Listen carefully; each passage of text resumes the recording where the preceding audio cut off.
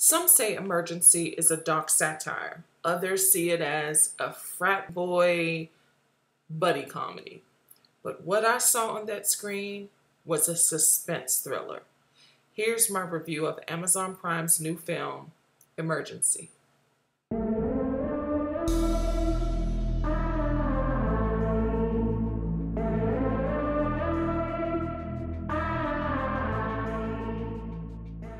First and foremost, this feature was developed from the short film Carey directed in 2018, which won the Short Filmmaking Award at Sundance and the Jury Prize at South by Southwest. Oscar nominee Davila wrote the screenplay for both. She wrote the short screenplay and this feature, and Carey directed both.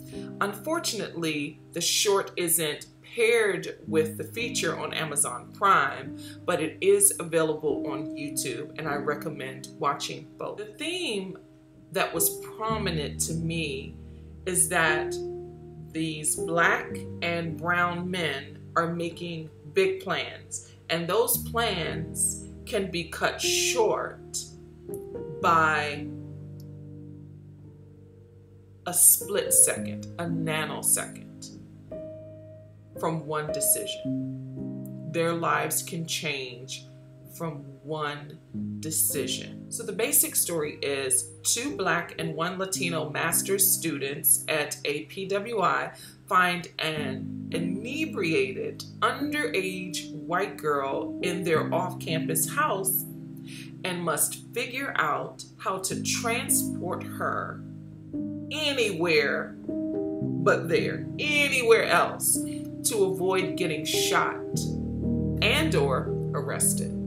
RJ Cyler from The Harder They Fall plays Sean, a streetwise master's student there to enjoy the full college experience. He has no immediate plans after graduating except to room with his best friend, Kunle. Side note, I love that the filmmakers named him this beautiful Yoruba name, Kunle, which means to fill the house. Donald Elise Watkins from Underground Railroad plays Kunle. He is first-generation African-American whose immediate plans after graduating is to attend Princeton's PhD program. They attend Buchanan University, a predominantly white institution, with their roommate Carey, played by Sebastian Chacon from Penny Dreadful. He's a gamer studying mechanical engineering. On this night, Sean and Kunle are planning a legendary night. They're going to hit all 7 of the parties and make the wall of firsts for being the only 2 Black students to ever hit all 7 of these parties in one night. Those are their basic plans. When they go to their off-campus house to pregame, they find a near-dead white girl passed out on their living room floor. And their roommate Carlos has been in his room gaming all night and had no idea that this girl was passed out on their floor. Now they take about 10 minutes to decide what to do, but what they know not to do is call 911. They load the girl in the van with every intention to take her to the emergency room so that she can get care. But so much could happen during their short 15-minute trip to the ER, namely being stopped by the cops and all the implications that infers. So for a number of reasons, mainly to avoid being shot by cops, they sneak the girl into their van and begin this deadly mission. This drunk and missing mystery girl is Emma, a 12th grader. Her sister Maddie is a student at Buchanan, and she allowed her underage sister to party with her and got so distracted that her sister Emma wandered into this house with all those implications, wandered into this house and passed out thinking it was hers.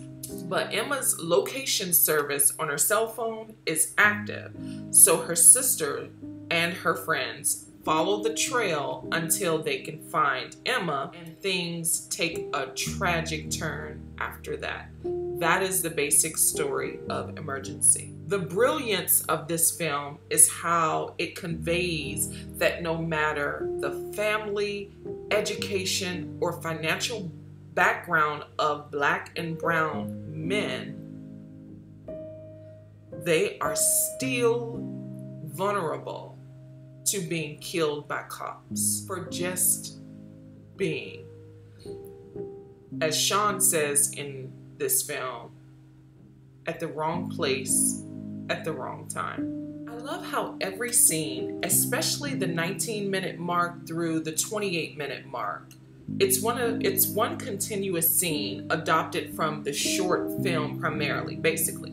But I love how this section of the film is intensified merely by these three men who are laboring over the biggest decision of their lives because of the mistakes that Emma and her sister Maddie made. Things beyond their control.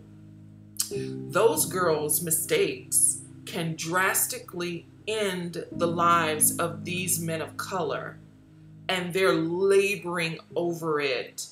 In this section of the film, they are laboring over how they're going to survive the next 15 minutes. Amazing filmmaking. Every scene is a dialectic based on their individual experiences and this collective one. They each have differences in opinion about how to move this girl out of this house. They've been making plans to do legendary things. These are Black men who have promising futures, but everything is threatened by the thought of being shot by cops no matter what decision they make in this moment. And all they're trying to do is be good Samaritans. One of the final scenes, Emma and her sister Maddie come over to apologize about this night. And at this point, it's irrelevant. So they slam the door in their face. The final scene ends in a game of Jenga. For Black men, one piece, no matter how carefully placed or carefully removed, could come tumbling down. I loved what that message sent. These three men of color are emergent as their picture is hung on the honor wall of verse. The night was legendary after all because they survived it. I love this film. The score is great. It meets the moment. It meets the times. It meets the tension. I love that. Very good soundtrack and score. I think they did a brilliant job. This is a must-watch film. It is so poignant and timely. I highly recommend this film. I think these three actors did a phenomenal job. All three of these actors, all of the actors, but specifically these three men, these actors did an amazing job. For R.J. Cyler to come off of the great job he did in The Harder They Fall to follow it up with this, I think he is one to watch. He's making great decisions with the projects he's selecting. I think he did amazing here. They all did again. On a grading scale, I would rate Emergency an A. Well, if you stuck around this long, I certainly appreciate you. Please consider liking, commenting, sharing, and subscribing. And until next time.